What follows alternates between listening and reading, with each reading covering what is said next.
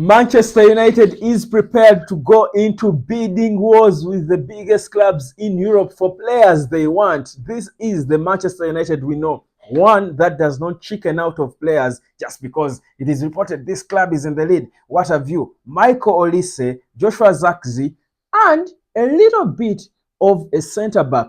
Welcome to the United Hot Sport. My name is Webb. Like, share, and subscribe as we get into this transfer talk here on the transfer tracker. Did you know about it? If you didn't, well, this is where we come every day to follow the transfer window until the very end of it. So turn on your notification bell because trust you me, you don't want to miss a single update. Now, here's what's coming. Whereas we know that that boy, Joshua Zirkzee, is mostly linked to AC Milan, with reports suggesting that he has given the green light to his agents to go and finalize a deal with him to join AC Milan. It is said that Man United are saying, no, we know that you want AC Milan, you want to stay in Italy, but we have not given up. Man United are saying, we want this. I don't know whether you guys have watched this boy. He is an exciting young man. He's full of energy, first of all. When he arrived in Germany to join the Dutch national team, he was full of vibes and making everyone smile. Everyone was happy to see him. He brings energy to the team, and that's how he plays, by the way. He's a ball carrier. He slides and glides with the ball. He's an exciting talent. No wonder Manchester United are choosing him, and it is reported that United are looking at him as the first priority to come in and partner with Rasmus Højlund, either be a backup of him, or maybe he could even overtake him and be the starter. So, but it is reported that he wants to stay in Italy, and he has said he wants to go to AC Milan from Bologna, and he has given his word to AC Milan. Milan are willing to meet his buyout clause. But Manchester United too are not giving up. They are saying we as well are willing to meet your buyout clause. So they're about to go into that bidding war for this boy, get a chance to try and talk to him. And perhaps the fact that Ineos are beginning to change things around, Carrington and Old Trafford, perhaps this boy from Netherlands could say, why not go and join a fellow Dutch international in the manager? That is Erik ten Hag. So it is highly likely that United will go into that war. We'll hold on a minute before they switch focus on any other backup plan. But the first target of a coach, rather of a striker, Man United is looking at is believed to be Joshua Zirkzee. But AC Milan versus Man United. Before, it would be, I think, clear Man United would have the lead really because it's an English club. But of course, Milan is a club with a lot of history. But in recent years, honestly, they were almost one and the same with Man United. But we're a bigger supported club than they are. But for this boy, apparently he feels comfortable in Italy and he wants to stay there. But if United bring an exciting project, it's possible to convince him to pack his bags and go far north in the UK. Let's wait and see how that will go. His release clause is about £34 million. So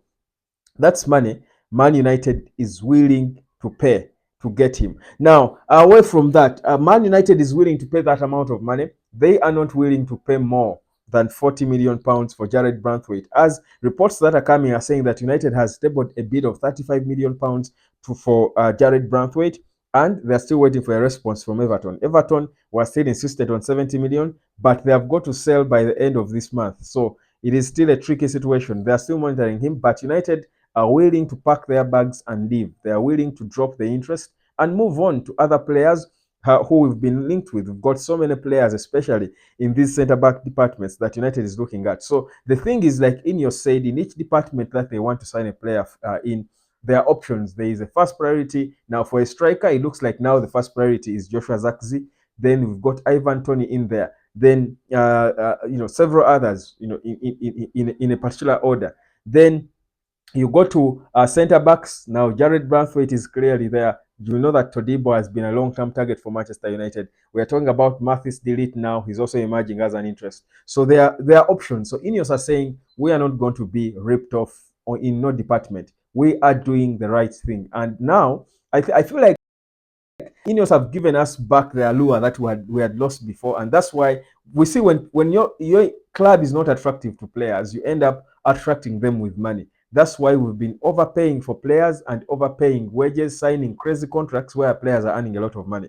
Because we had lost the allure for top players, that is why We have been in that situation. But what Ineos have done lately, in recent, what they're seeming to do, the changes they're doing around Carrington, the changes they will do, they will make around Old Trafford, the changes around the structure, are, I think, bringing back the allure. Man United is becoming more attractive again. And that way, it means players will come excited to play for the biggest football club in the world, because it won't be about money then. It will be about the pride and the pedigree. And that way, the negotiation will be better. The talks will be a lot better for Manchester United. So beautiful stuff there. Now, another bidding war that Manchester United is ready for is that for Michael Olise, as Chelsea are topping that one. And other clubs are too monitoring Michael Olise, but I think the two front runners to sign Michael Olise are Manchester United and Chelsea. Can I be honest? I think honestly, if Man United really want to sign Michael Olise, I'm still, saying, well, I want to be consistent, but I know that it will be extremely difficult for Mason Greenwood to come back to Manchester United. And people keep asking me that in the comment section. Why can't Man United bring back Mason Greenwood? Of course, well, the player himself might not want to return, but and him going to Juventus would be okay. Juventus is a big, respectable club. It's just that the fee United are trying to settle for is peanuts for me and disrespectful for the player. But that's something we can sort and get one done with for at once. It seems United had made the decision, to recall, when the Glazers were still in charge. They made the decision that he will rebuild. He would restart his career away from Man United. I don't think it's something that Ineos will want to come in and veto and change, even if they are the bosses of football now. It might be difficult to do that. Their Glazers are still the real bosses of the club. So we can agree that maybe Mason Greenwood, the decision was made, no turning back, he will leave. And for the fee that Ineos deemed fit, and £42 million is perfect profit according to the PSR rules. So we can settle that for that. So if Manchester United really wants Michael Olise, I'm certain United now has an advantage in getting him.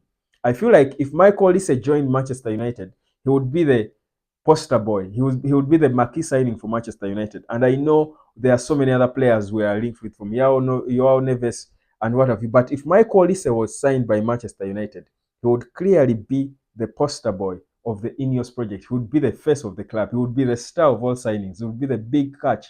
So my feeling is, with what Ineos are doing around Carrington, around Old Trafford, the project that we seem to be building, and from a distance we know how exciting it is. Imagine for a player we are trying to seduce, for lack of a better word, to come and join us. They will know more about the project, and he will be excited to be the face of that project. I think for me, we must have an advantage in terms of signing Michael Olise. In any case, he has never been a fan of Chelsea. He turned them down before. Him choosing Chelsea now would be, for me, a case of Manchester United failing to present their project right, or I don't know. I don't even see what would make him choose Chelsea over Manchester United now, because it's not like Chelsea is playing the Champions League. They are playing in a worse league than United are going to play. So for me, I honestly think if we really want Michael Olise, we have the advantage.